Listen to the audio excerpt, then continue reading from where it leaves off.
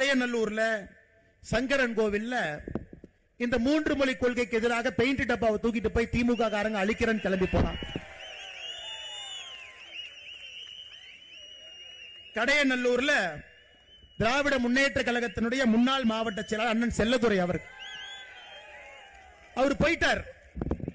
கையில பெயிண்ட் டப்பா எடுத்துட்டு போயிட்டாரு. கருப்பு மை இருக்குது, பிரஷ் இருக்குது, பாக்குறார். இதுல ஹிந்தி எதுன்னு சொல்லி கொடுக்கலையா நமக்கு? 3 மொழி இருக்கு. ஆங்கிலமும் படிக்க தெரியல, ஹிந்தியும் படிக்க தெரியல, எனக்கு தெரிஞ்ச தமிழும் படிக்க தெரிஞ்சிருக்காது. நம்ம தலைவர் 3வது மொழின்னு சொன்னாரு. 1 2 3 1 2 3 அடிடா 3வது அழிச்சார். அது பார்த்தா ஆங்கில மொழி. தமிழ்நாட்டில் எல்லாரும் பார்த்து என்னையாது நீ போய் இந்திய டப்பா எடுத்து பெயிண்ட் டப்பா வச்சு இந்தி அழிச்சா கூட ஏத்துக்கிறோம், அது கூட சண்டை போட்டுக்கலாம்.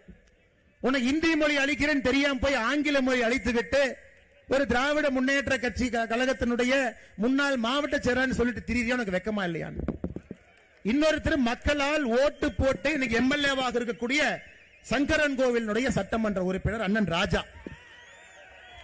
இதுல அருமை என்னன்னா, அண்ணன் ராஜாக்கு இருக்கக்கூடிய 3 குழந்தைங்க, 3 குழந்தைங்களும் இன்னைக்கு எந்த பள்ளியில படிக்கிறாங்கன்னா ஹிந்தி சொல்லிக்கக்கூடிய பள்ளியில படிக்கிறாங்க.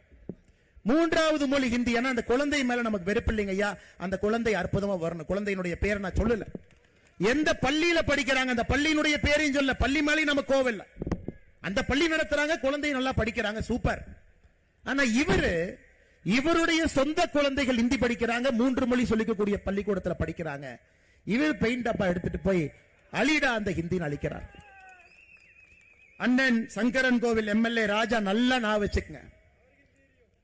1987 இதே மாதிரி டிராமா பண்ணித்தான் ஒரு எம்எல்ஏக்கு பதவி போச்சு. நீங்கள் எடுத்த அரசியல் பிரமாண சட்டத்திற்கு எதிராக வேலை செஞ்சீங்கன்னு பதவி போச்சு. நீங்களும் விரைவில் பதவி போகும். எந்த எலெக்ஷன்ல நிக்க மாட்டீங்க, அதை நீங்க பார்க்கத்தான் போறீங்க.